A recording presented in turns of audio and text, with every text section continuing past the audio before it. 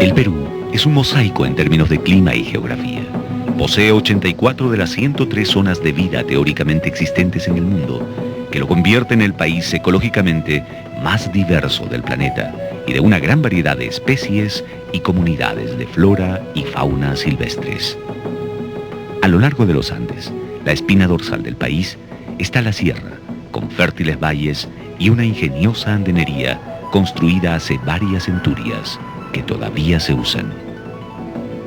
Hacia el este, la planicie se torna en densa jungla, donde muchas de las lluvias de los Andes empiezan su viaje hacia el Atlántico a 5.000 kilómetros de distancia. La franja plana que bordea el Pacífico es la costa, un árido desierto a 1.000 metros sobre el nivel del mar, donde los efectos de la presencia de los Andes, los vientos del mar y la corriente de Humboldt producen un clima casi invariable, virtualmente a la misma temperatura todo el año, siendo además uno de los lugares más secos del planeta. La tierra de la costa es potencialmente fértil, pero sin agua no es utilizable. En la costa sureña, la única fuente de agua es la que corre en algunos ríos que cruzan la planicie desértica, en imponentes gargantas a más de 1.000 metros de profundidad que la pone fuera del alcance humano. La escasez de tierras de cultivo en la región sur fue motivo de preocupación desde fines del siglo pasado. Así, se creó una gran expectativa para ampliar la frontera agrícola. Alrededor de Arequipa, dos planicies, las Pampas de Majes y las Pampas de Siguas, han sido por más de 40 años objeto de estudio para un extenso proyecto irrigacional. El río Siguas, que divide a las dos pampas, tiene su nacimiento a más de 3.000 metros sobre el nivel del mar en los Andes y carga muy poco volumen de agua para ser usado. El río Colca, hacia el norte, tiene un nacimiento un poco más alto en las cordilleras y carga un mayor volumen de agua, pero esta se pierde en un profundo cañón, el Cañón del Colca, rebautizado como el Cañón de las Maravillas o el Cañón del Fuego por su gran actividad volcánica. En 1920 el gobierno del Perú contrató al ingeniero norteamericano Carlos Woods Sutton para realizar estudios y el inventario de recursos de tierra y aguas disponibles para la irrigación. En 1946, él preparó un proyecto concreto en el que se consideraba la utilización de las aguas del río Colca para irrigar las pampas de Majes y Siguas. A este proyecto le sucedieron otros hasta que finalmente la firma Electrocónsul de Milán, Italia, presenta en 1966 el estudio de factibilidad y contratación financiera y estudio a nivel definitivo de la primera etapa del proyecto Majes. El 3 de octubre de 1971, en un memorable e histórico acto realizado en la Plaza de Armas de Arequipa, el gobierno del general Juan Velasco Alvarado inicia las obras y confiere al proyecto Majes el carácter de proyecto integral de desarrollo regional. El proyecto Majes debía modificar la difícil geografía y crear en el desierto el cuarto valle más grande del país. El problema esencial de la ingeniería en el proyecto Majes es trasvasar parte de las aguas de los ríos Apurímac y Colca hacia el río Siguas, y para ello se ha tenido que diseñar un sistema hidráulico de abastecimiento y regulación en las altas cordilleras.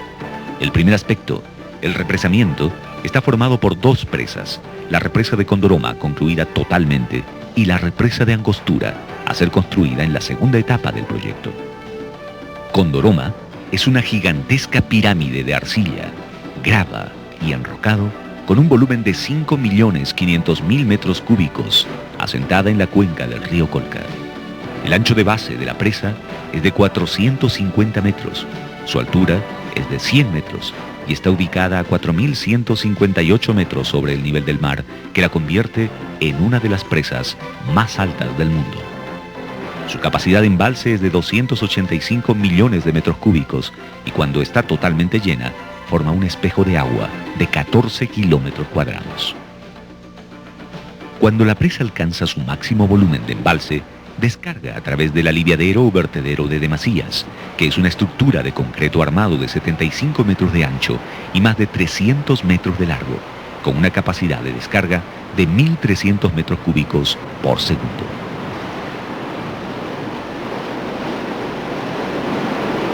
El agua embalsada sale por dos válvulas de chorro hueco, con caudales de salida de hasta 118 y 19 metros cúbicos respectivamente. A gran gran presión, formando una nube atomizada.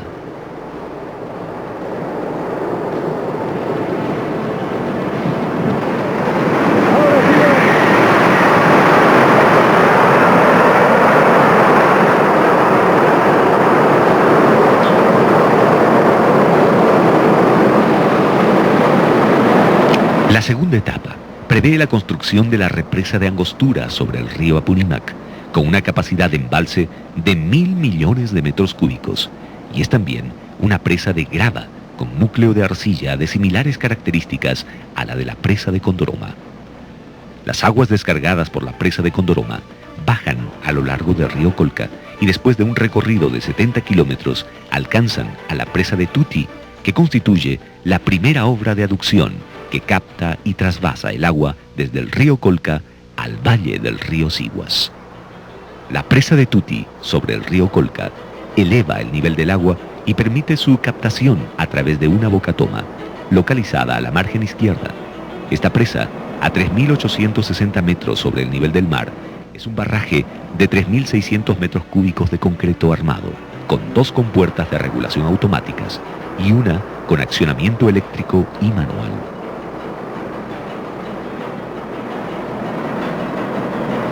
Las 3 compuertas pueden descargar hasta 1.380 metros cúbicos por segundo. Además, esta presa cuenta con un desarenador, una cámara de medición tipo Venturi con control automático y remoto de los caudales que ingresan a la aducción.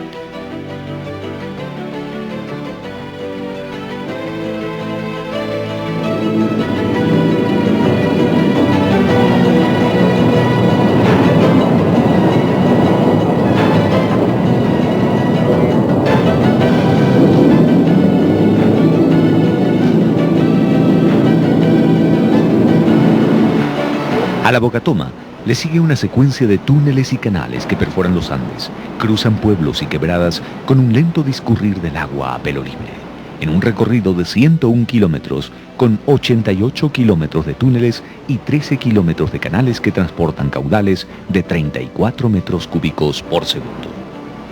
La construcción de la aducción demandó una mano de obra de más de 4.000 trabajadores diseminados en varios frentes de trabajo, con maquinaria y equipo jamás visto en el país, diseñado especialmente para estas titánicas obras.